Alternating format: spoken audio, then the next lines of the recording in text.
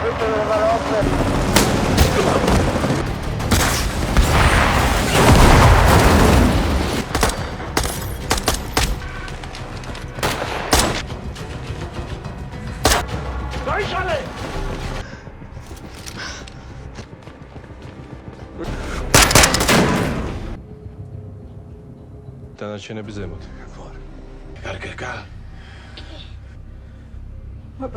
Getting you out of here, okay? Gonna get you back.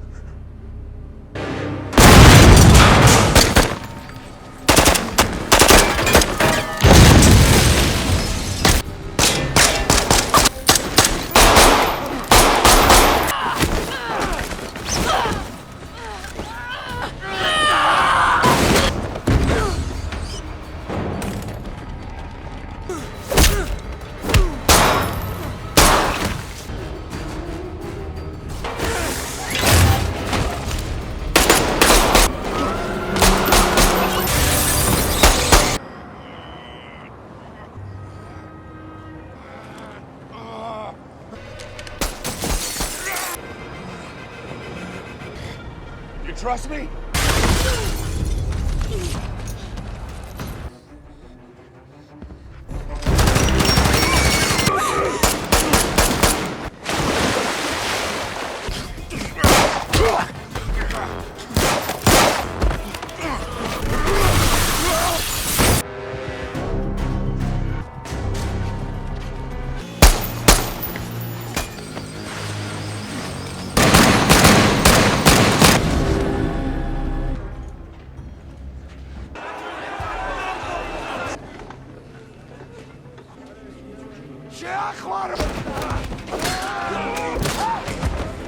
Back off!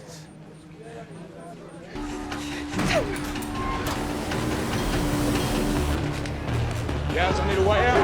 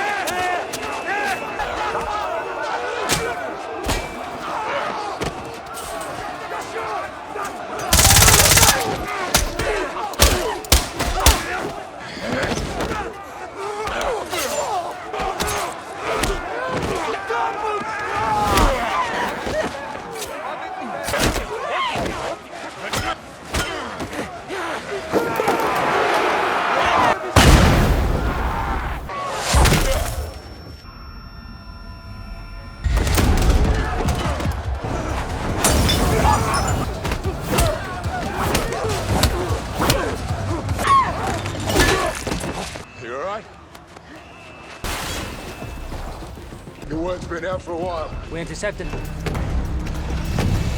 everyone okay? Up. Eyes up. Threat coming from the front. Keep free. Move up. One threat down. One threat down. Good. Son of a bitch! An armed UTV. Military grade. Yeah, so am I.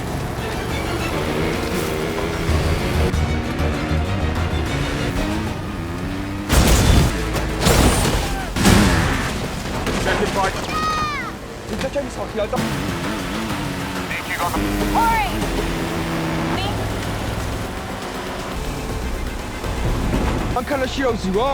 Bravo team.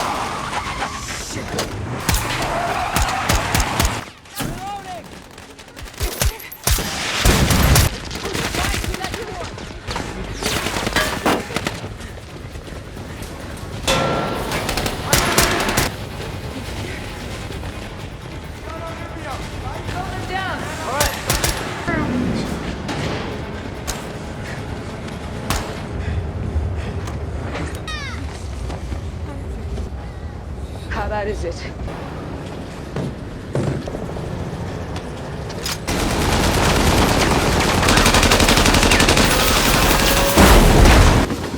Reload, one still there.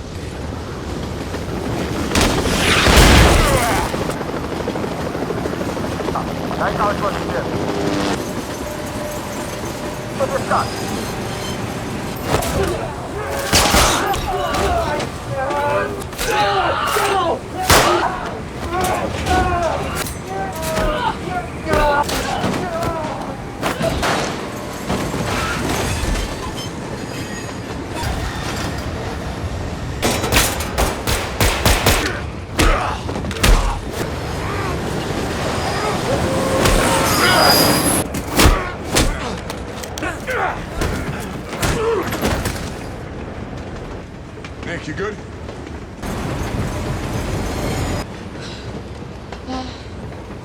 Shit, get down!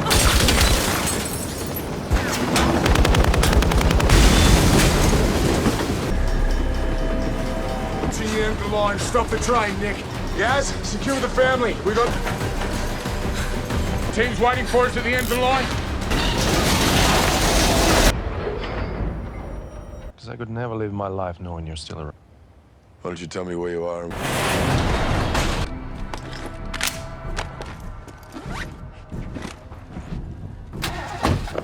Open the door.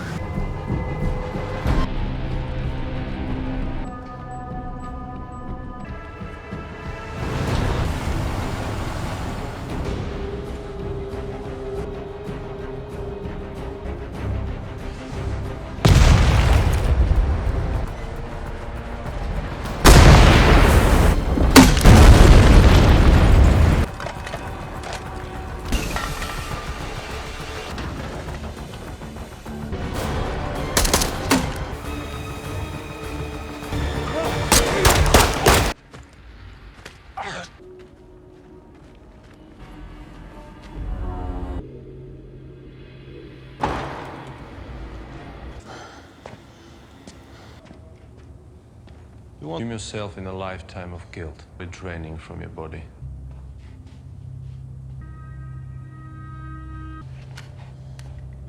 And point at Howard. Let's go. It's okay, man. Put the gun down. We'll be at the cost of his life right now. Sa putain de gueule.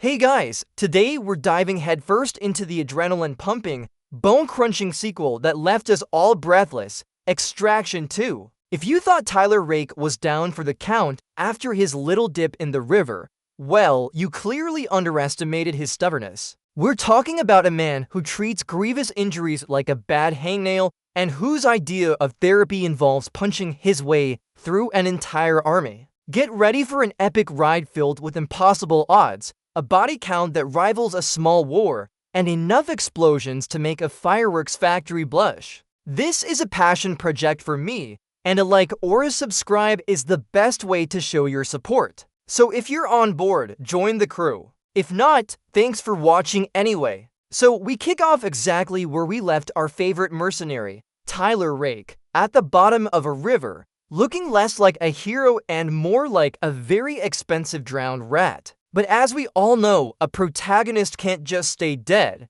can they? Miraculously, his team, Nik and Yaz, managed to pull him out. It's a nail-biting scene, complete with frantic CPR and the desperate hope that someone so clearly designed for maximum mayhem couldn't possibly be gone for good. The doctors give him a less than optimistic prognosis. Basically, he's a walking miracle waiting to happen, or maybe a very still one. The next 9 months are a blur of intense, brutal physical therapy. We see Rake struggling, grunting through every exercise, his body a map of pain. He's pushing himself beyond what seems humanly possible, trying to mend broken bones and fractured spirits. The sounds of grunts and the clack of weights are constant companions. It's less a hospital stay and more a self-imposed prison of pure grit, all happening in a secluded Austrian cabin. He's got the picturesque backdrop, but the only beauty he's focused on is getting back into fighting shape. It's clear that healing is just another mission for Rake,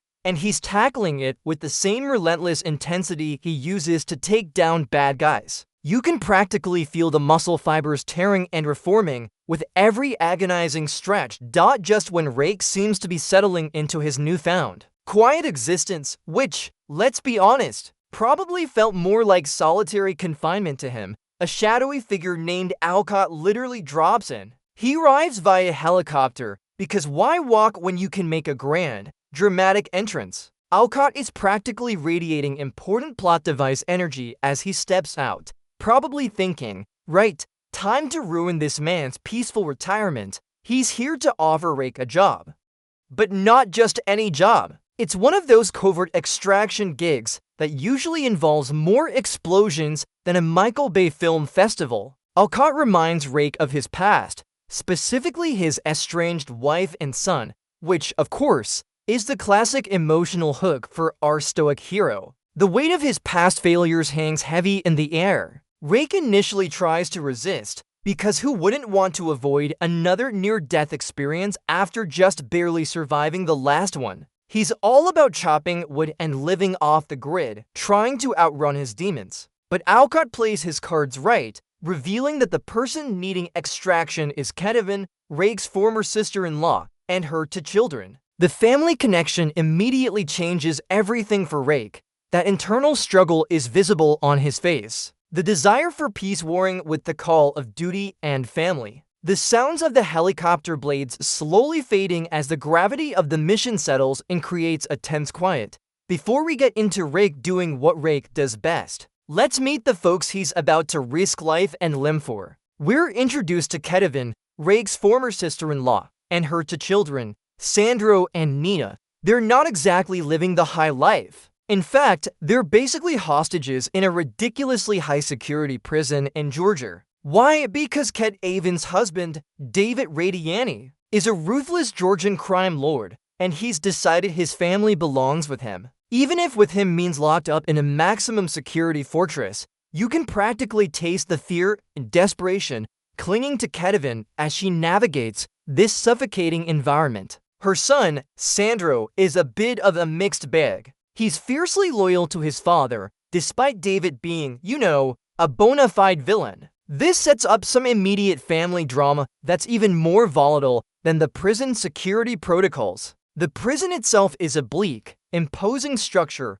all gray concrete and cold steel, designed to keep people in, not let them out. David, with his intimidating presence, keeps a close eye on his family, reinforcing their captivity with every glance. The sounds of clanging cell doors and the constant chatter of guards create a pervasive sense of dread. It's clear this isn't just a physical prison, it's an emotional one, especially for Ketevan, who just wants her children safe and far away from their father's dangerous world. The stakes are instantly sky high, adding another layer to Rake's already impossible mission. It's a reminder that this isn't just about guns and explosions. There are innocent lives caught in the crossfire, with the mission accepted. Rake wastes no time heading to Dubai to link up with his trusted extraction team, Nik and Yaz. It's a reunion of sorts. Though less hugs and champagne and more let's figure out how to break into an unbreakable prison without dying, these two are more than just colleagues. Their family and their loyalty to Rake is absolute, even if it means staring down impossible odds. They pore over blueprints and surveillance footage, like architects of chaos. The prison, we learn, is essentially a city within a city, controlled by the Radiani crime syndicate. It's not just a government facility. It's their personal stronghold, guarded by David's most loyal, most heavily armed thugs. Nik, ever the pragmatist, points out the glaring risks, but Rake, with his usual grim determination, just nods. He knows what he's getting into, or rather, what he's about to get them all into. Yes, the quiet but deadly marksman prepares his gear with meticulous precision. The hum of computers, the quiet rustle of papers, and the focused intensity in their eyes set the scene. They're not just planning an extraction, they're orchestrating a small-scale invasion. They discuss the various contingencies, the entry points, the escape routes, all of which sound like a suicide mission to anyone not named Tyler Rake. It's a beautifully choreographed ballet of strategic planning, where every detail could mean the difference between success and a very messy failure. This isn't their first rodeo, but the sheer scale of this particular rodeo makes even their seasoned faces look a little grimmer than usual, under the cloak of a freezing Georgian night. The team rolls up to the prison in a nondescript van, which, let's be honest, probably screams definitely not here to break anyone out. The snow-covered landscape adds a beautiful, but brutally cold aesthetic to their impending mayhem. Rake, Nik, and Yaz move with a professional quietness, setting up their gear and establishing observation points. You can practically hear the crunch of snow under their boots, the quiet hiss of their comms. Rake makes his way to the prison wall, a hulking monument of reinforced concrete and razor wire.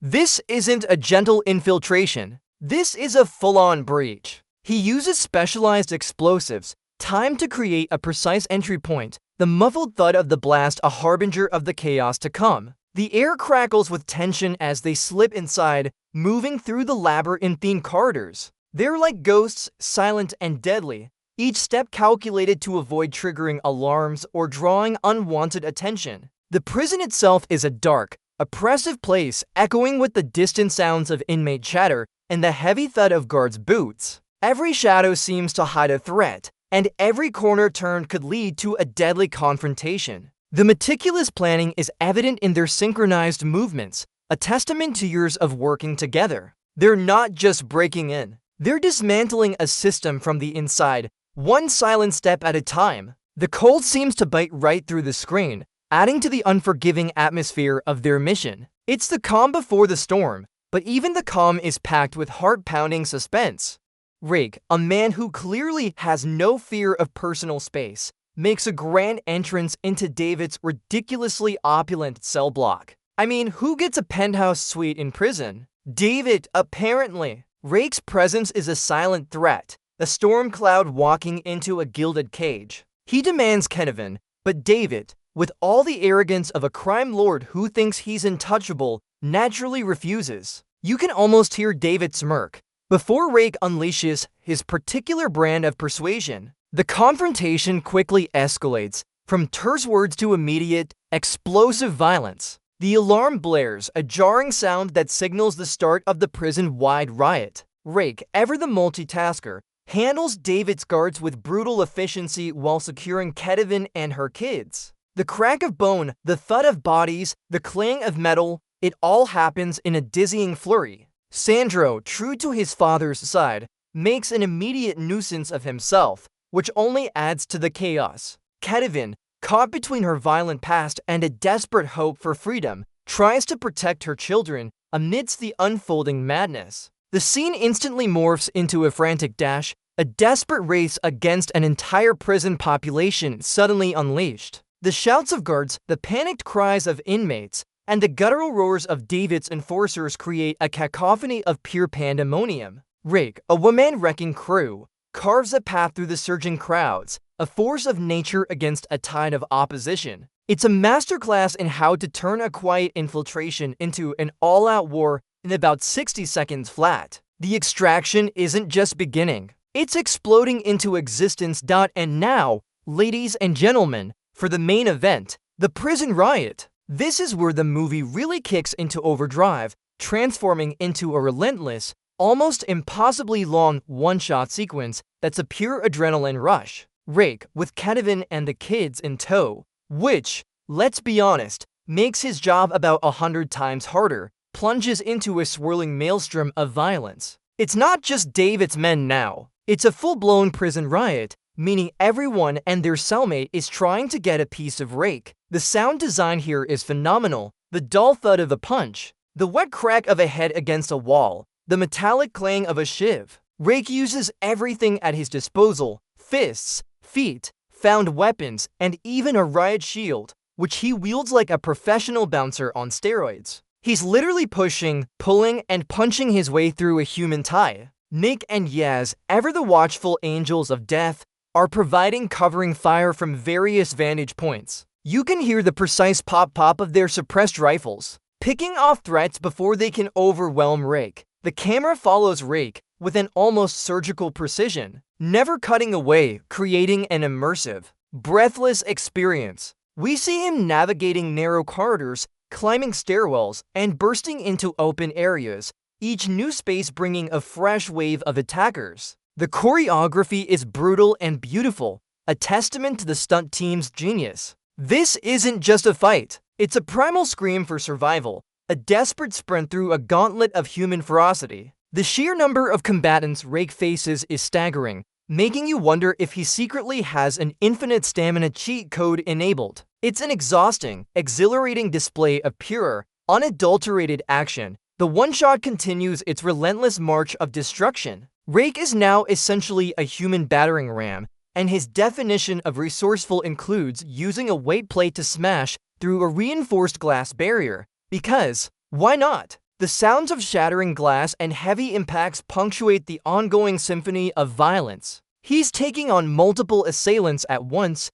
dodging, weaving, and countering with the precision of a seasoned predator. We see him disarm, disorient, and dispatch enemies with a horrifying efficiency, often using their own momentum against them. It's a masterclass in close quarters combat where every punch, every kick, every grapple feels impactful and real. Nik and Yaz are still doing their part, their sniper fire echoing through the prison, clearing paths and neutralizing key threats. The comms chatter is urgent, a stream of warnings and instructions guiding Rake through the labyrinth. The prison environment itself becomes another character, with Rake utilizing its architecture for cover, for leverage, and sometimes, regrettably, as a weapon against his foes. The visual of him fighting through the gymnasium, then the laundry facilities, then the endless corridors, really drives home the scale of the operation. He's not just escaping, he's dismantling the prison's operational capacity,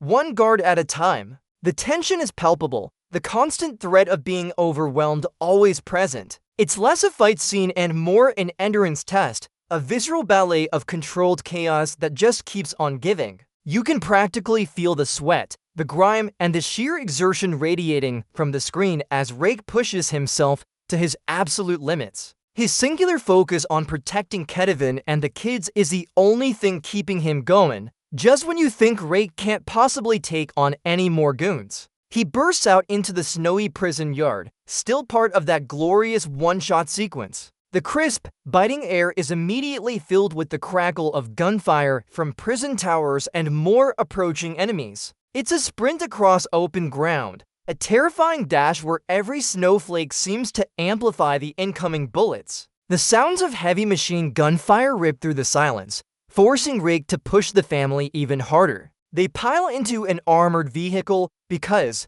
naturally, you don't break into a maximum security prison without a getaway car that doubles as a tank. The transition from the prison yard chaos to a high-speed car chase is seamless, breathtakingly fluid. The chase takes them through the winding, snowy roads of Georgia, where every turn brings a new threat. Cars skid, crash, and explode in a ballet of vehicular destruction. Rake is behind the wheel, because who else would you trust to drive a getaway car while simultaneously being shot at by what appears to be half the Georgian military? He's weaving through traffic, performing impossible maneuvers, and sometimes just straight up ramming through obstacles. Nik and Yaz are still providing tactical support, neutralizing threats from their positions, occasionally even joining the chase. The sounds of screeching tires, crunching metal, and constant gunfire create an auditory onslaught. The sheer scale of the chase, combined with the continuous camera work, is astounding. It's a pure, visceral experience that leaves you breathless, wondering how many cars they had to destroy to get these shots. The snow adds another layer of difficulty and visual flair, making every slide and spin even more dramatic. This is Rake proving that he's not just a master of close quarters combat, but also a pretty decent getaway driver. Even when he's got a very uncooperative teenage boy in the backseat and a dozen armed men trying to turn them into scrap metal, just when you thought the one shot couldn't get any more ambitious. Rake and the family ditch the car for a train. Because, of course, a moving steel death trap is the perfect place for a quiet escape. But the Radiani forces, now led by David's ruthless brother, Zurab, are relentless. They're not sending their compliments. They're sending their special forces via helicopter, landing them directly on the speeding train. The one-shot's still going strong.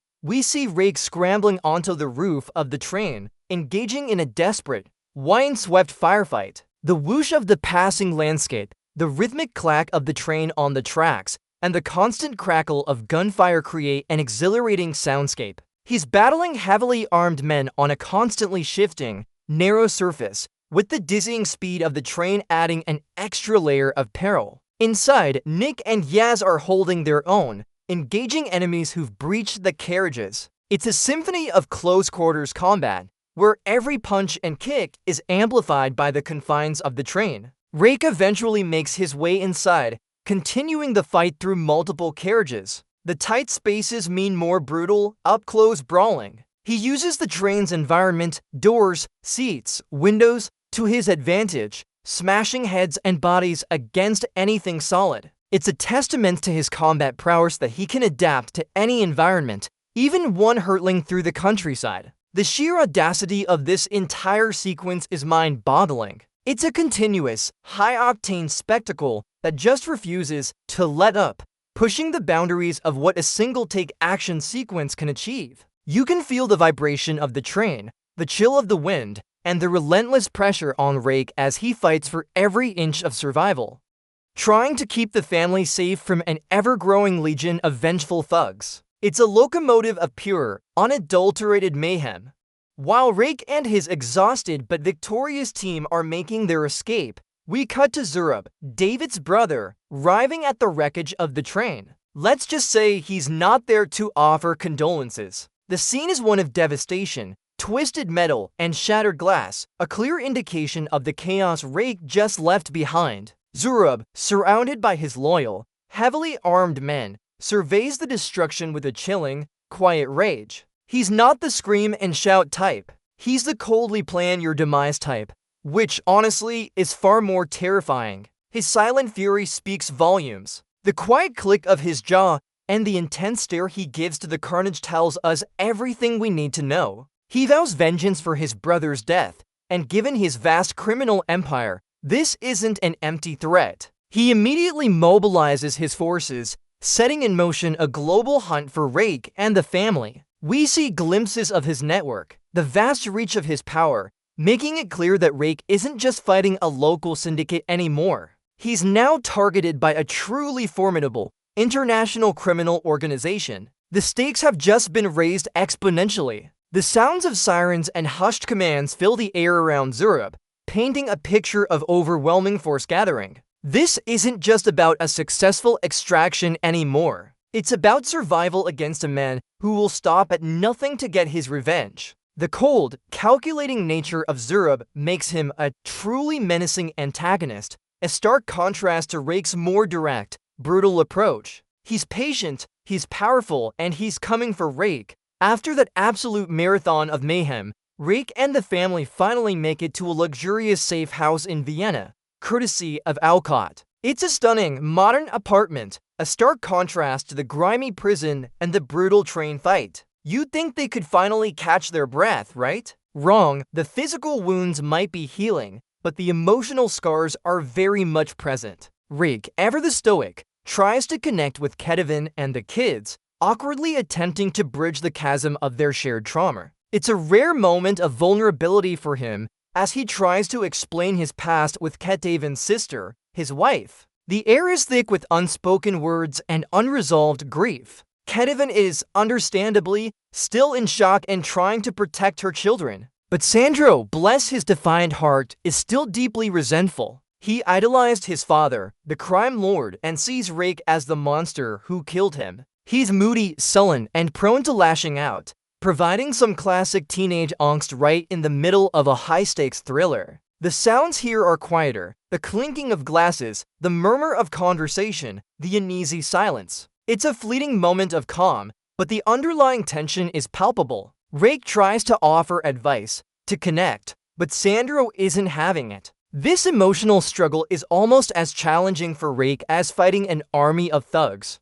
He's trying to be a protector, a redeemer, but he's met with a brick wall of teenage resentment. The lavish setting ironically highlights their captivity, as they are technically safe, but still prisoners of circumstance and their past, just when Rake is almost lulled into a false sense of security that maybe, just maybe, this whole family therapy thing might work. Sandro throws a wrench into the whole operation. Driven by a dangerously misplaced loyalty to his dead crime lord father and a burning hatred for Rake, he pulls out a burner phone because, of course, every disgruntled teenager in an action movie needs one. He secretly contacts his uncle, Zurab. The conversation is terse, whispered, but the implication is chillingly clear. He's telling Zurab their location. The crackle of the phone line, the hushed urgency in Sandro's voice, it all screams impending doom. It's a classic move. The teenager making a terrible decision with the best of intentions.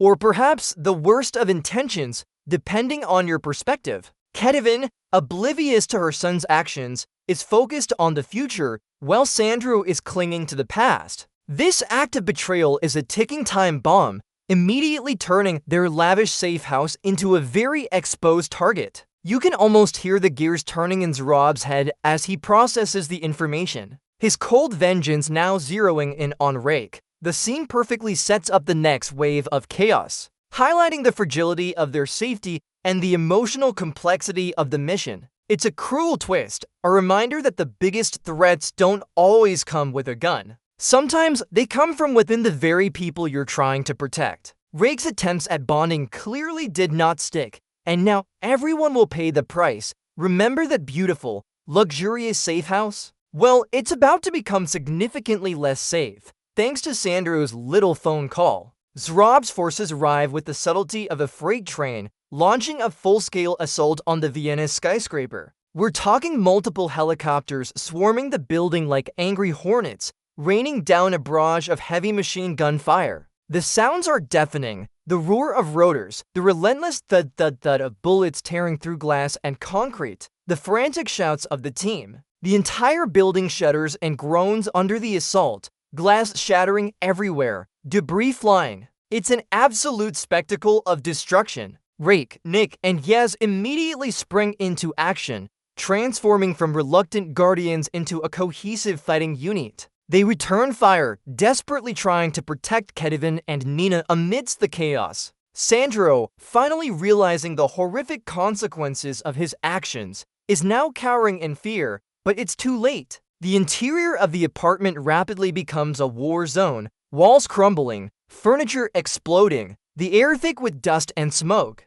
Rake is everywhere, engaging enemies that rappel down the sides of the building, burst through windows, and pour in through the elevator shafts. The sound of explosions and the continuous crackle of automatic weapons fire create a constant, overwhelming sensory overload. It's a desperate, uphill battle against an overwhelming force, and the stakes couldn't be higher. This isn't just a firefight. It's a desperate stand, with the very building collapsing around them. It's a testament to the team's training and sheer will that they even managed to hold their ground for a moment against such a ferocious and well-coordinated attack. The entire sequence is a masterclass in controlled chaos, showcasing the extreme measures Zurab will take for his vengeance, with the skyscraper rapidly turning into a fiery death trap. Rake, ever the innovator of impossible escapes, spots a construction crane, because obviously if you're trapped in a burning building, the most logical exit is a several hundred-foot dangle from a crane.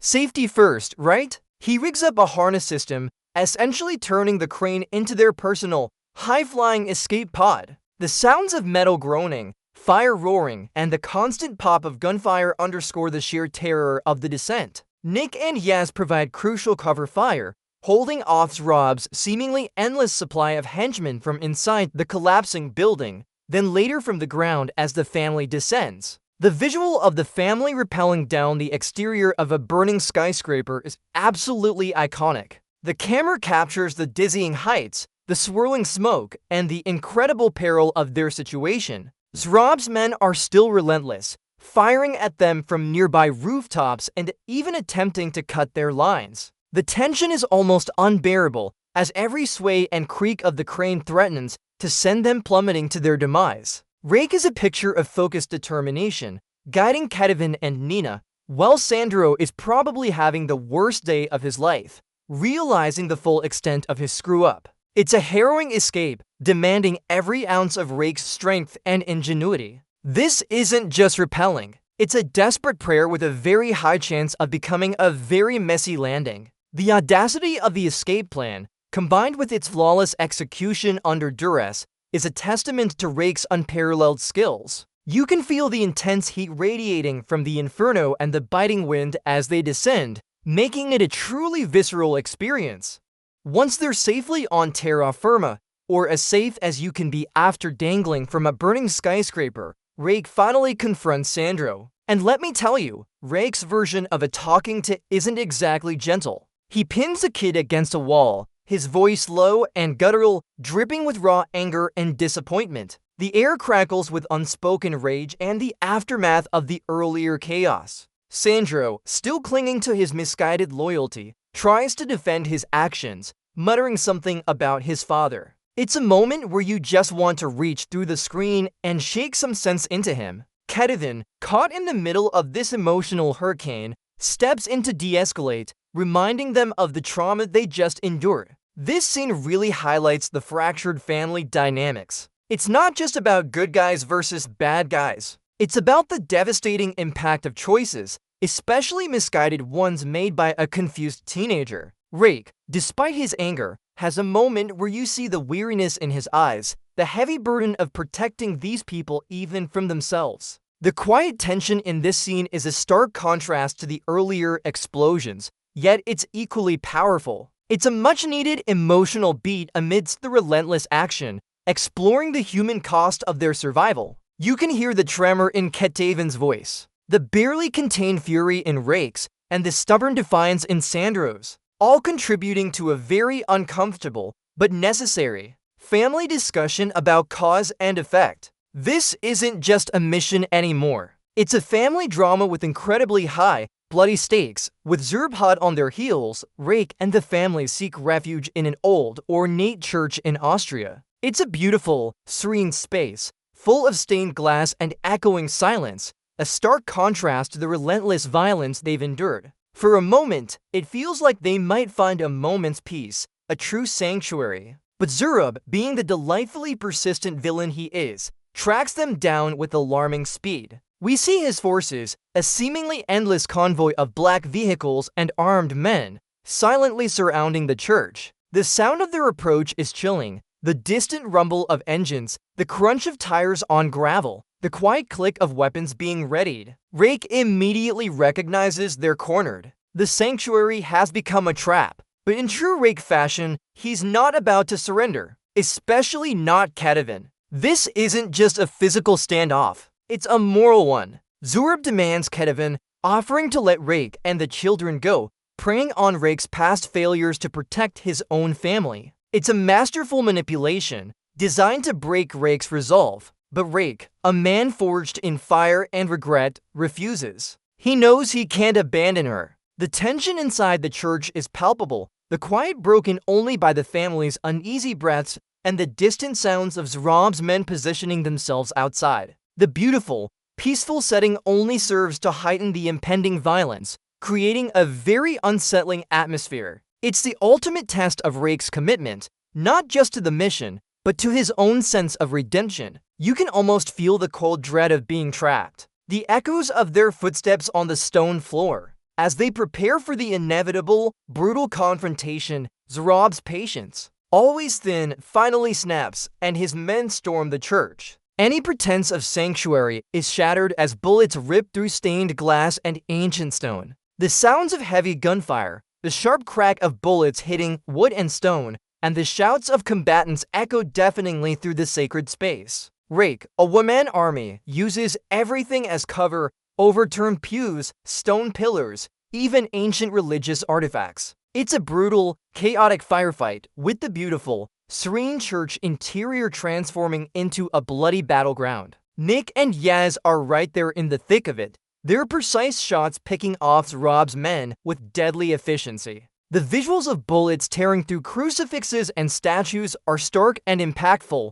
highlighting the utter disregard for sacredness by Zrob's forces. Ketevan, ever the protective mother, tries to shield Nina from the carnage, while Sandro is forced to witness the full horror of his uncle's vengeance. The fighting is relentless, close quarters, and deeply personal. Rake moves with a terrifying grace, disarming and dispatching enemies, his movements fluid and deadly. The sounds of punches connecting, bodies hitting the floor, and the metallic clang of weapons create a relentless auditory assault. It's a desperate struggle for survival, a furious defense against overwhelming odds, all playing out within the hallowed, now desecrated, walls of the church. The air is thick with smoke and the smell of gunpowder. This isn't just a gunfight. It's a raw, visceral struggle, a battle for their lives in a place meant for peace. The contrast between the solemn setting and the savage violence is powerfully unsettling, making every impact and every shot resonate with heightened intensity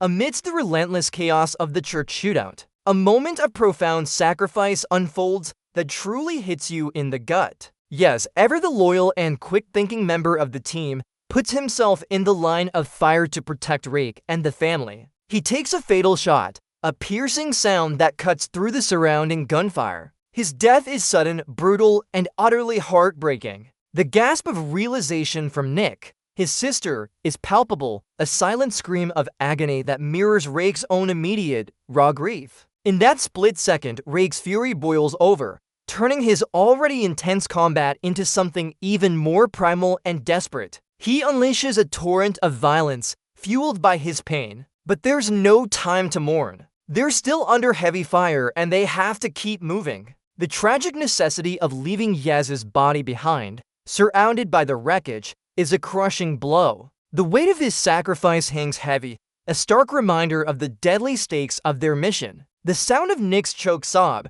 quickly stifled as she continues fighting, underscores the professionalism and immense personal cost of their work. This isn't just a casualty. It's a friend, a brother lost in the line of duty. Yaz's sacrifice gives Rake and Nik renewed, grim determination, but it also leaves a gaping wound. It's a poignant, devastating moment in a film filled with brutal action, reminding us that even the most hardened mercenaries bleed and mourn. The lingering shot of Yaz's fallen form, almost reverent in its stillness amidst the chaos, is a powerful visual after battling through an entire army. Rake finally comes face to face with Zrob outside the now burning church. It's the showdown we've all been waiting for, a clash of titans fueled by vengeance, grief, and pure, unadulterated rage. The air is thick with the smell of smoke and gunpowder. This isn't just a fight. It's a primal scream, a brutal dance of death where every punch, every kick, every grapple is delivered with the full force of their hatred.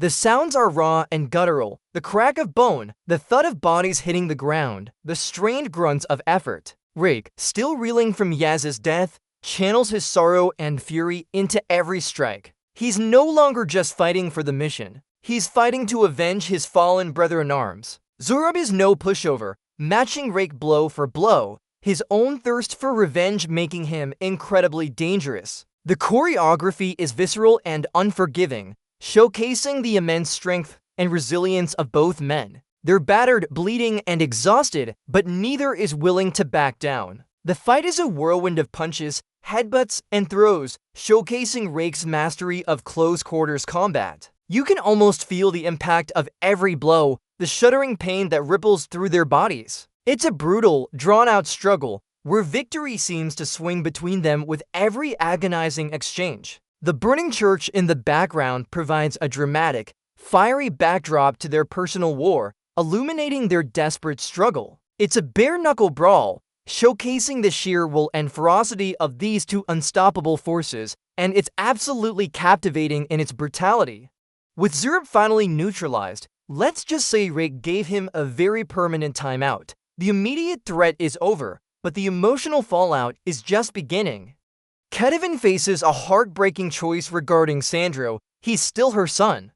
But his actions led to unthinkable destruction and loss. She makes the difficult decision to send him to juvenile detention, a raw, poignant moment that underscores the devastating consequences of his misguided loyalty. The quiet sobs of Nina, clinging to her mother, resonate deeply. It's not a happy ending, but a necessary one, a recognition that even family can betray, and justice must be served. Afterwards, we see Rake and Nik, both battered and bruised, recovering from their myriad injuries. The silence here is heavy, filled with the unspoken grief for Yaz. They reflect on the losses, the sheer brutality of their work, and the impossible choices they constantly have to make. The quiet sounds of medical equipment and hushed conversations fill the sterile hospital room. The victory feels hollow, tinged with the immense personal cost. It's a stark reminder that in their line of work, triumph often comes hand in hand with tragedy. You can almost feel the ache in their bones, the exhaustion in their spirits. They've survived, but they are forever changed. The lingering look of grief and determination on Nik's face, beside Rake's stoic recovery, speaks volumes about their shared burden and unbreakable bond. It's a moment of reflection, a quiet processing of the storm they just endured, and a sober reminder of the sacrifices required for their life of extraction. Just when you think Rake might finally get a chance to enjoy a peaceful cup of tea, Alcott, the mysterious puppet master, swoops back in. He visits a recovering Rake and Nik, looking annoyingly well-dressed for someone who just orchestrated a major international incident. He extends them an offer for another mission, this time on behalf of an even more powerful, unnamed figure. It's the kind of offer you don't really refuse, mostly because the person making it is so influential they don't even need a name. Alcott's words are carefully chosen, cloaked in ambiguity, hinting at the vast, shadowy world they operate in. The gentle click of the door as Alcott leaves, the rustle of papers, the quiet hum of the hospital room, all of it contributes to the intriguing mystery. Rake, ever the man of few words, gives a resigned nod. It's clear that despite the trauma, despite the losses, he's back in the game. It's his purpose, his penance, his never-ending loop of mayhem. Nik, always by his side, accepts her fate with similar grim determination. The scene ends on a mysterious, intriguing note, hinting at larger forces at play and the endless cycle of violence and extraction that defines their lives. This isn't a neat, tied-up ending. It's a wide-open door to more chaos and more impossible missions. The final shot of Rake and Nik, weary but ready, leaves you wondering what fresh hell awaits them, and frankly, a little excited to find out. Their journey is far from over, and the world is always in need of someone like Rake. Even if he leaves a trail of destruction wherever he goes, it implies that for these characters, peace is just a temporary lull between storms. It's a thoughtful ending that promises more stories, more challenges, and more opportunities for Rake to punch his way through another impossible situation. Today, we're diving headfirst back into the adrenaline-pumping world of Tyler Rake with our recap of Extraction 2. If you thought the first film left our hero in a sticky situation, well, you weren't wrong. We kicked things off exactly where the last one left us, with Rake taking an impromptu swim after a rather spectacular fall. His body is pulled from the river, looking decidedly less heroic and more casualty of war. Miraculously, he's alive, clinging to life by a thread, and pretty much every bone in his body seems to be yelling for a vacation. His survival is less a testament to medical science and more to pure, unadulterated cinematic stubbornness. He's flown to a high-tech facility, where doctors probably whisper, "How is he even breathing?" before getting back to work. His recovery is slow, painful, and honestly, a montage that makes you want to hit the gym, if only to appreciate how much it hurts. He suffers from visions of his past, grappling with the trauma, all while trying to put his body back together piece by agonizing piece. Before you head off, if you're enjoying the kind of content I make, please consider liking and subscribing. No pressure, but it truly helps me keep the action coming. Fast forward 9 months, and Rake is attempting to embrace the quiet life. He's holed up in a picturesque, isolated cabin, surrounded by snow-capped mountains and a serene lake. Basically, the exact opposite of Dhaka, He's still got the battle scars, but he's making progress, working out with a grim determination that would make even the most dedicated CrossFit enthusiast weep. We see him chopping wood, rowing on the lake, and generally trying to out-train his trauma. He's living off the grid, trying to find some semblance of peace, probably realizing that retirement for a Black Ops mercenary mostly involves less shooting and more brooding. It's all very introspective, with Rake trying to connect with his inner Zen master. If his inner Zen master also happened to be a walking, talking weapon. Just when you thought Rake might actually find some inner peace and maybe take up knitting, the universe sends in its emissary of chaos, a suave, enigmatic figure named Alcott. Alcott descends from the sky in a helicopter because subtlety is for people who aren't offering globe-trotting extraction missions. He brings with him not a vacation brochure, but a new, extremely dangerous assignment. Apparently, Rake's ex-wife, Mia, has a sister named Ketevan who's trapped in a Georgian prison with her 2 children. And guess what? This isn't just any prison. It's practically a 5-star resort for Georgian gangsters, specifically Ketevan's husband, David Radiani, who runs things from behind bars. Alcott dangles the bait, saving family. Rake, naturally, is initially hesitant. He's still physically broken and emotionally scarred, questioning if he's even capable of another dance with death.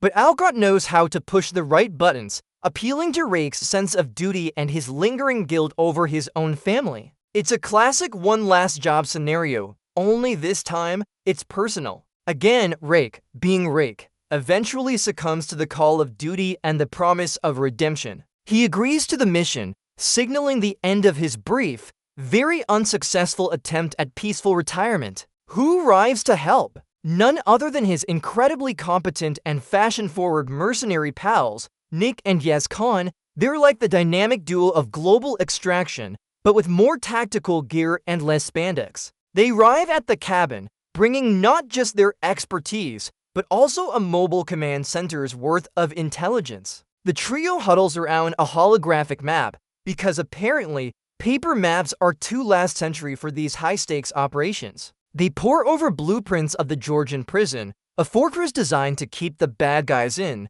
but now tasked with the much harder job of keeping them out. The plan is intricate, involving a lot of moving parts and an even larger amount of things that can go horribly wrong. Nik and Yaz lay out the grim realities. Getting in is one thing. Getting Ketevan and her kids out alive from a prison run by her gangster husband? That's a whole other ballgame, probably with explosive balls. The moment of truth arrives, and our heroes descend upon the Georgian prison, which looks less like a correctional facility and more like a medieval castle that decided to embrace the brutalist architecture movement. Under the cloak of night, Rake, ever the silent assassin, begins his ascent. He scales the formidable outer wall like a spider monkey on a mission, the kind of move that makes you question your own life choices if you struggled with a simple ladder. The air is thick with tension and the smell of, well, prison. The initial phase is all about stealth, moving through the shadows, neutralizing guards with the efficiency of a well-oiled machine. You hear the soft thuds as enemies are taken down,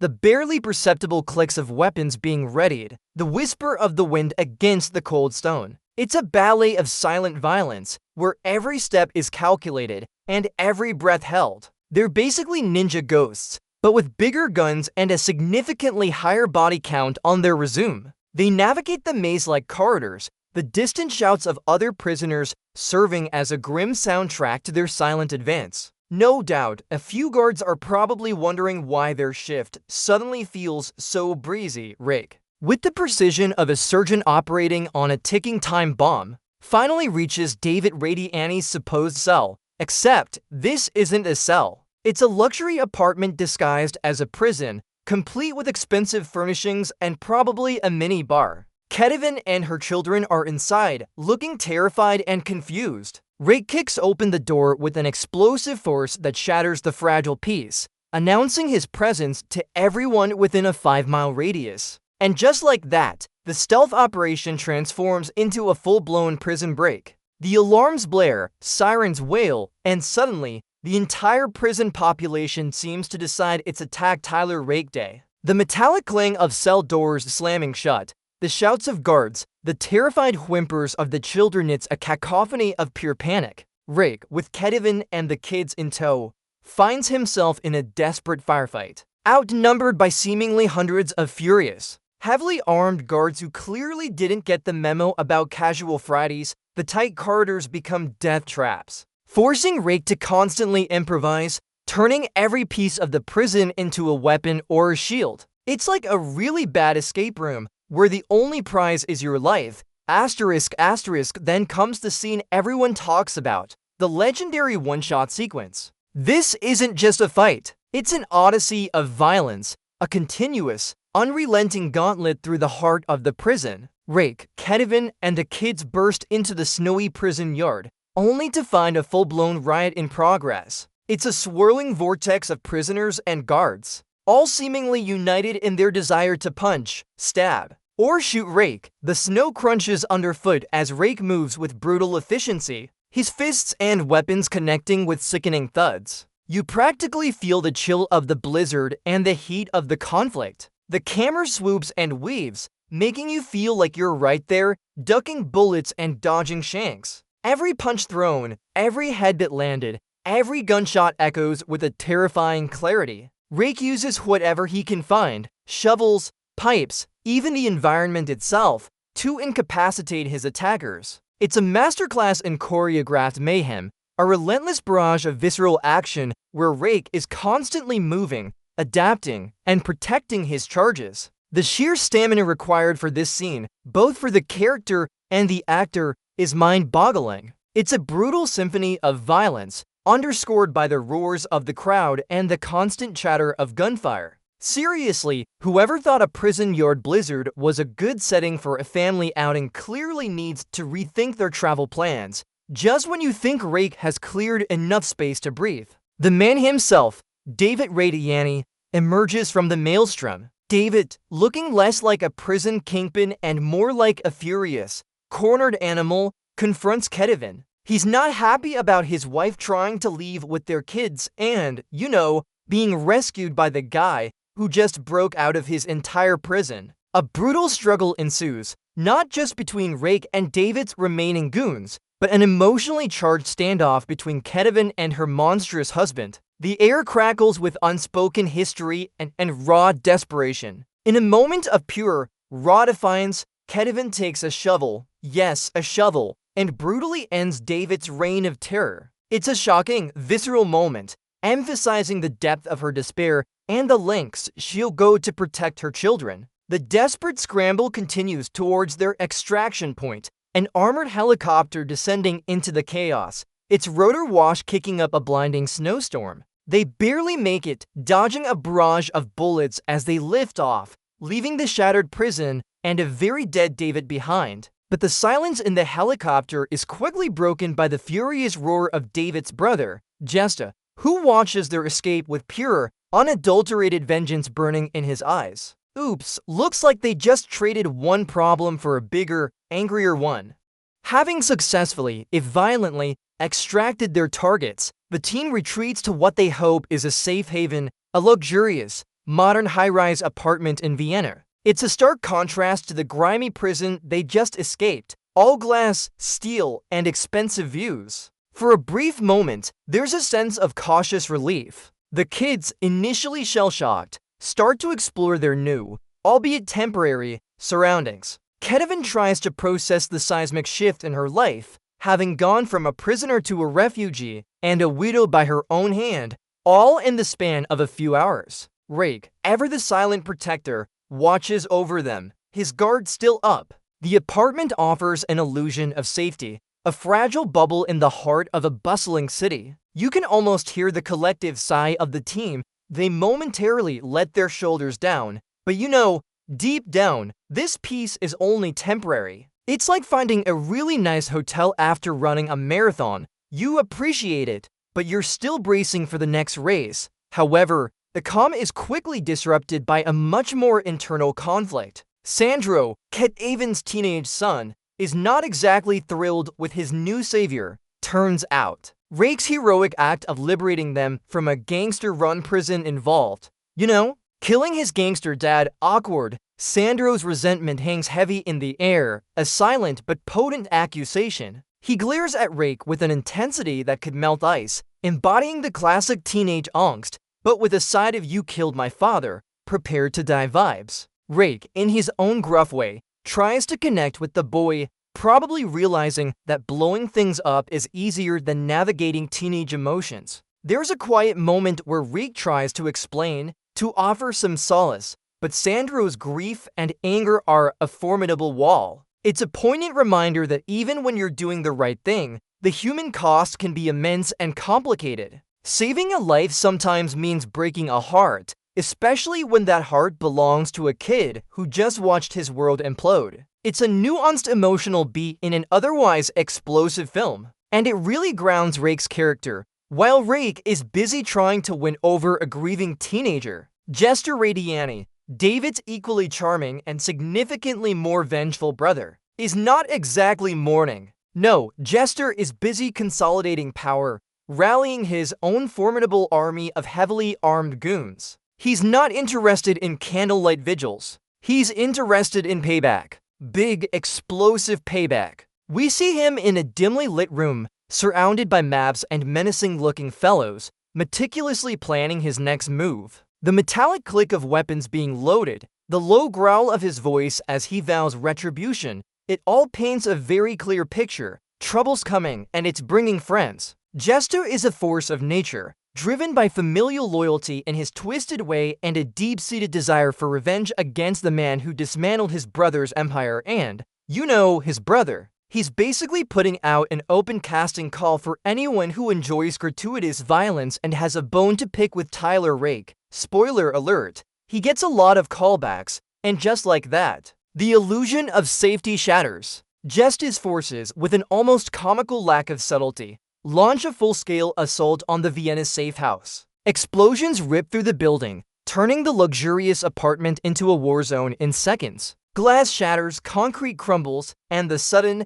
deafening sound of gunfire and blasts replaces the quiet hum of city life. Rake and the team are immediately on high alert, springing into action with the practiced ease of professionals who live for this kind of organized chaos. The family, naturally, is terrified, once again thrust into the heart of a conflict they never asked for. It's a harrowing scene, the sheer volume of destruction and the relentless nature of the attack making it clear that Jester isn't messing around. This isn't just an extraction anymore. It's a frantic, desperate defense, with every corner of the building becoming a potential ambush. It's basically Home Alone, but Kevin McAllister traded his paint cans for automatic weapons and a really bad attitude. The fight inside the safe house escalates into a brutal, vertical war. Rake, Nik, and Yaz navigate the collapsing building, engaging Jester's relentless soldiers in a series of close-quarter skirmishes. The sounds of punches connecting, the metallic clatter of dropped weapons, the sharp cracks of gunfire, it all creates a frantic, claustrophobic atmosphere. Rake, demonstrating a complete disregard for gravity and personal safety, then decides the quickest way out isn't the elevator. No, he takes a scenic route down the side of the skyscraper, rappelling from the roof while simultaneously fending off attackers who are, for some inexplicable reason, also repelling. It's an insane, dizzying sequence where Rake is literally falling with style and a lot of bullets. He's twisting, shooting, and kicking, all while dangling hundreds of feet above the city streets. It's the kind of move that makes you wonder if his health insurance covers death by extreme rappelling while combating a small army. The entire building seems to be coming apart. But Rake, always focused, ensures the family is protected, making every shot count, every move precise. It's like watching a really intense, high-stakes game of the floor is lava. Except the lava is heavily armed henchmen, having successfully, and somewhat ridiculously, escaped the collapsing high-rise. Rake and the family pile into an armored SUV, but Vienna's charming cobblestone streets quickly turn into a demolition derby as Jester's relentless forces give chase. This isn't your average Sunday drive. It's a full-throttle, metal-on-metal symphony of destruction. Rake drives with a controlled chaos that would make any stunt driver proud, weaving through traffic using other cars as shields. and generally treating Vienna's beautiful infrastructure like his personal demolition playground. The screech of tires, the roar of engines, the sickening crunch of metal as vehicles collide, it's a visceral experience. Nik and Yaz provide cover fire, keeping the pursuing vehicles at bay, while Rake expertly navigates the labyrinthine streets, trying to outsmart and outmaneuver their seemingly endless assailants. It's a testament to the fact that when you're being hunted by an entire army, sometimes the best defense is just going really, really fast, and probably breaking a few dozen traffic laws in the process. Who needs a GPS when you have a general sense of where the bad guys aren't? The car chase transitions seamlessly, or perhaps violently, into a high-stakes foot pursuit. Rake, ever the multi-talented mercenary, transforms into an urban ninja, leaping across rooftops, sliding down drain pipes, and generally defying the laws of physics and common sense. He's chasing down just as men with a relentless intensity, using every architectural element of Vienna as part of his personal obstacle course. The crunch of his boots on gravel, the scrape of metal as he slides, the whoosh of wind as he jumps, every sensory detail is heightened. This isn't just running. It's a high-speed, parkour-infused sprint towards a new, equally dangerous environment, a bustling train station. The urban landscape becomes a vertical battleground, with Rake proving that sometimes the most effective weapon is sheer,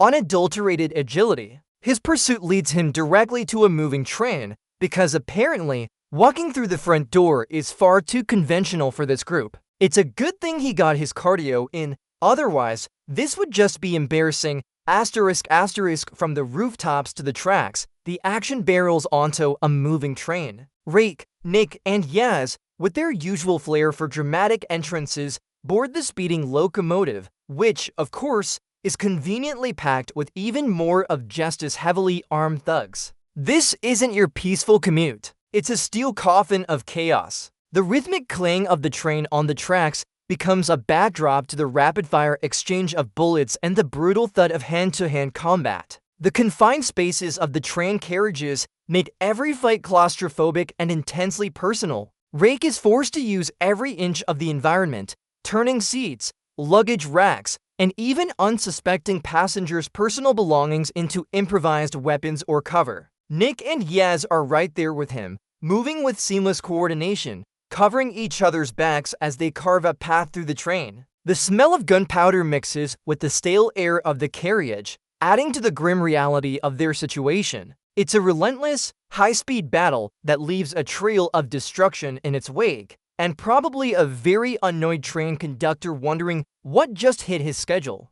Having successfully, if violently, extracted their targets, the team retreats to what they hope is a safe haven, a luxurious, modern high-rise apartment in Vienna. It's a stark contrast to the grimy prison they just escaped, all glass, steel, and expensive views. For a brief moment, there's a sense of cautious relief. The kids, initially shell-shocked, start to explore their new, albeit temporary, surroundings. Ketevan tries to process the seismic shift in her life, having gone from a prisoner to a refugee and a widow by her own hand, all in the span of a few hours. Rake, ever the silent protector, watches over them, his guard still up. The apartment offers an illusion of safety, a fragile bubble in the heart of a bustling city. You can almost hear the collective sigh of the team. They momentarily let their shoulders down, but you know, deep down, this peace is only temporary. It's like finding a really nice hotel after running a marathon.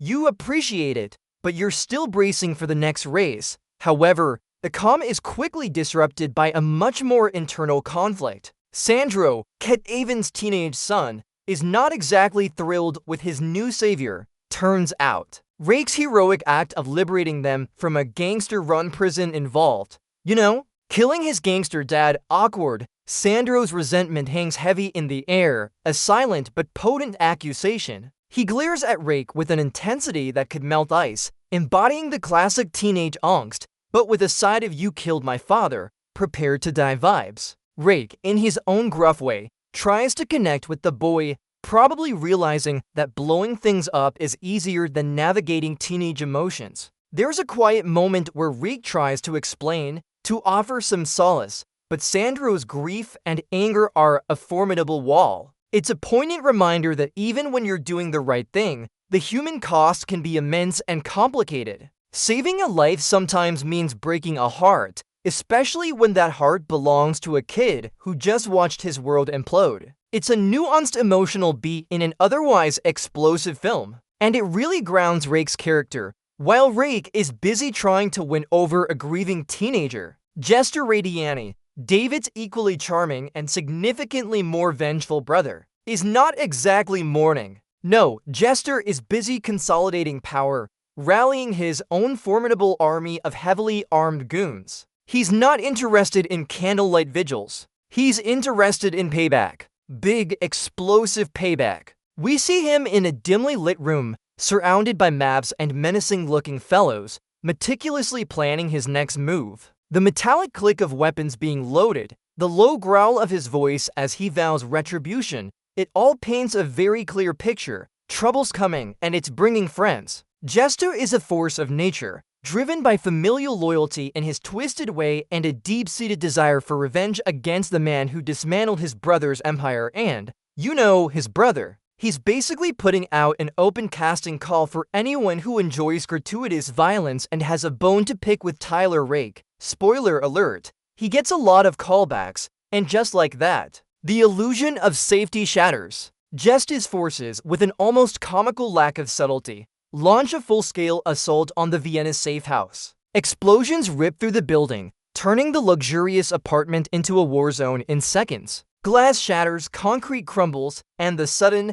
deafening sound of gunfire and blasts replaces the quiet hum of city life. Rake and the team are immediately on high alert, springing into action with the practiced ease of professionals who live for this kind of organized chaos. The family, naturally, is terrified, once again thrust into the heart of a conflict they never asked for. It's a harrowing scene, the sheer volume of destruction and the relentless nature of the attack making it clear that Jester isn't messing around. This isn't just an extraction anymore. It's a frantic, desperate defense, with every corner of the building becoming a potential ambush. It's basically Home Alone, but Kevin McAllister traded his paint cans for automatic weapons and a really bad attitude. The fight inside the safe house escalates into a brutal, vertical war. Rake, Nik, and Yaz navigate the collapsing building, engaging Jester's relentless soldiers in a series of close-quarter skirmishes. The sounds of punches connecting, the metallic clatter of dropped weapons, the sharp cracks of gunfire, it all creates a frantic,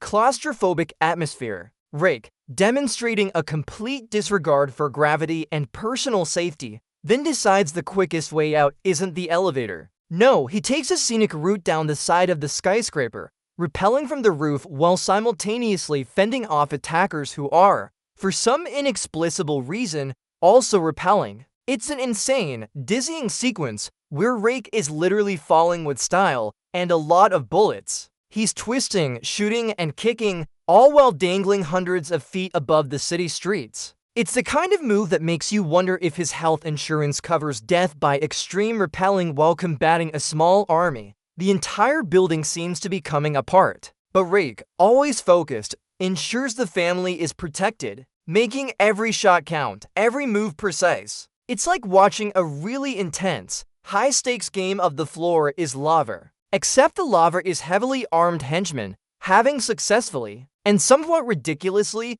escaped the collapsing high-rise. Rake and the family pile into an armored SUV, but Vienna's charming cobblestone streets quickly turn into a demolition derby as Jester's relentless forces give chase. This isn't your average Sunday drive. It's a full-throttle, metal-on-metal symphony of destruction. Rake drives with a controlled chaos that would make any stunt driver proud, weaving through traffic using other cars as shields, and generally treating Vienna's beautiful infrastructure like his personal demolition playground. The screech of tires, the roar of engines, the sickening crunch of metal as vehicles collide, it's a visceral experience. Nik and Yaz provide cover fire, keeping the pursuing vehicles at bay, while Rake expertly navigates the labyrinthine streets, trying to outsmart and outmaneuver their seemingly endless assailants. It's a testament to the fact that when you're being hunted by an entire army, Sometimes the best defense is just going really, really fast, and probably breaking a few dozen traffic laws in the process. Who needs a GPS when you have a general sense of where the bad guys aren't? The car chase transitions seamlessly, or perhaps violently, into a high-stakes foot pursuit. Rake, ever the multi-talented mercenary, transforms into an urban ninja, leaping across rooftops, sliding down drainpipes, and generally defying the laws of physics and common sense. He's chasing down just as men with a relentless intensity, using every architectural element of Vienna as part of his personal obstacle course. The crunch of his boots on gravel, the scrape of metal as he slides, the whoosh of wind as he jumps, every sensory detail is heightened. This isn't just running. It's a high-speed, parkour-infused sprint towards a new, equally dangerous environment, a bustling train station. The urban landscape becomes a vertical battleground, with Rake proving that sometimes the most effective weapon is sheer, unadulterated agility. His pursuit leads him directly to a moving train, because apparently, walking through the front door is far too conventional for this group. It's a good thing he got his cardio in, otherwise, this would just be embarrassing. *** from the rooftops to the tracks, the action barrels onto a moving train. Rake, Nik, and Yaz, with their usual flair for dramatic entrances, board the speeding locomotive, which, of course, is conveniently packed with even more of just as heavily armed thugs. This isn't your peaceful commute. It's a steel coffin of chaos. The rhythmic clang of the train on the tracks becomes a backdrop to the rapid-fire exchange of bullets and the brutal thud of hand-to-hand combat. The confined spaces of the train carriages make every fight claustrophobic and intensely personal. Rake is forced to use every inch of the environment, turning seats, luggage racks, and even unsuspecting passengers' personal belongings into improvised weapons or cover. Nik and Yaz are right there with him, moving with seamless coordination, covering each other's backs as they carve a path through the train. The smell of gunpowder mixes with the stale air of the carriage, adding to the grim reality of their situation. It's a relentless, high-speed battle that leaves a trail of destruction in its wake, and probably a very annoyed train conductor wondering what just hit his schedule.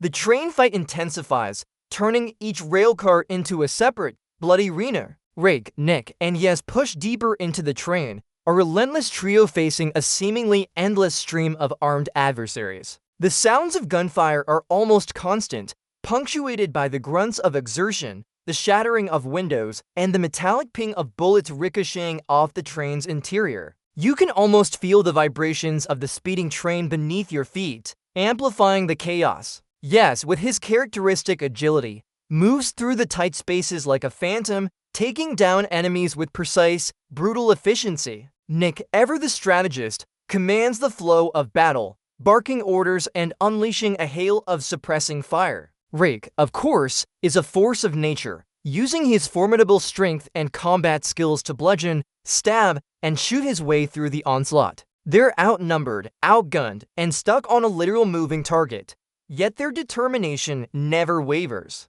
Every door they breach reveals another group of enemies. Every turn brings a new threat, making it clear that Jester truly pulled out all the stops for this particular vendetta. It's a bad day to be a henchman on this train, that's for sure. Amidst the relentless gunfire and chaos, a truly devastating blow is struck. Jester, making a surprise appearance, manages to corner the family. In a heroic act of self-sacrifice, Yaz steps in the way, taking a bullet intended for Ketevan and her children. The sharp crack of the rifle shot, followed by Yaz's sudden gasp, sends a chill down your spine. He collapses, a vital part of the team, a beloved friend, gone in an instant. The silence that follows, albeit brief, is deafening, a stark contrast to the preceding mayhem. Rake and Nik are utterly shattered, their grief quickly morphing into a burning, uncontrollable rage. Yaz's death is a brutal reminder of the immense cost of their missions, the personal sacrifices they constantly make.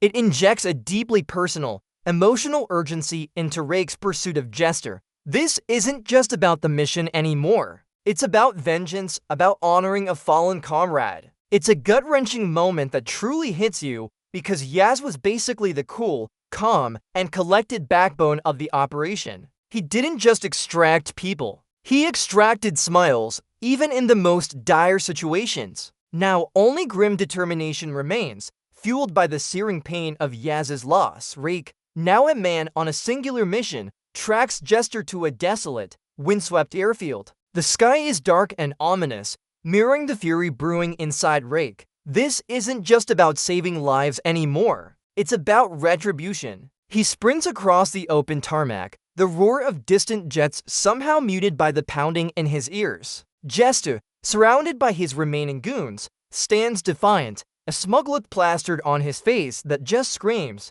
"I dare you." The air is thick with tension, a palpable hum before the storm. The sound of their boots crunching on the gravel, the cold wind whizzing past their ears, it all heightens the sense of an inevitable, brutal clash. It's a classic cinematic showdown, the hero, driven by grief, against the villain, fueled by arrogance and a misplaced sense of superiority. This isn't going to be a clean fight. It's going to be a visceral, emotional bloodbath, a primal scream of vengeance against a relentless enemy. Jester has poked the bear, and now the bear is very, very angry and probably wants to punch something metal. The airfield erupts in a final, brutal crescendo of violence. Rake and Jester clash in a ferociously raw, no-holds-barred hand-to-hand fight. Every punch thrown, every kick landed, every grunt of pain echoes with the weight of their personal vendetta. You practically feel the impact of their blows, the bone-jarring thuds, the ragged gasps for air. It's a grueling, exhausting fight, with both men pushed to their absolute limits. Rake is battered and bleeding, but his resolve is unbreakable, his eyes burning with the memory of Yaz. Jester, equally formidable, fights with a desperation born of pure hatred. The fight moves from the open tarmac to the interior of a hangar, turning the metallic surroundings into a cacophony of scraping and clanging. It's a primal battle, stripped of all pretense, where only strength, skill, and sheer will matter. Finally, with a surge of adrenaline and a roar of pure fury, Rake delivers the decisive, bone-shattering blow, bringing an end to Jester's reign of terror and avenging his fallen friend. The silence that follows is thick and heavy, punctuated only by Rake's ragged breathing. He's victorious, but at what cost? As the dust settles and the echoes of the final battle fade, the mundane reality of international law enforcement crashes down. Local authorities, likely alerted by the sheer amount of explosions and gunfire, arrive on the scene. Rake and Nik, still reeling from the fight and the loss of Yaz, are promptly handcuffed and taken into custody. There's no hero's welcome here, just the cold, hard reality of facing the consequences for their actions. The flashing lights of police cars, the terse commands from officers, it all serves as a stark contrast to the high-stakes, Black Ops world they usually inhabit. It's a quiet, humbling moment, where even the most effective operatives can't just walk away from a pile of bodies and a demolished airfield without a little chat with the authorities. They're led away, defeated not by their enemies, but by the system, leaving the remnants of their latest, most brutal mission behind. It's a tough pill to swallow, realizing that even when you save the day, you still might end up in a jail cell. Who knew international mercenary work had such strict regulations? Just when you thought our heroes were destined for a long, uncomfortable stay in an international lockup, Alcott, ever the shadowy puppet master,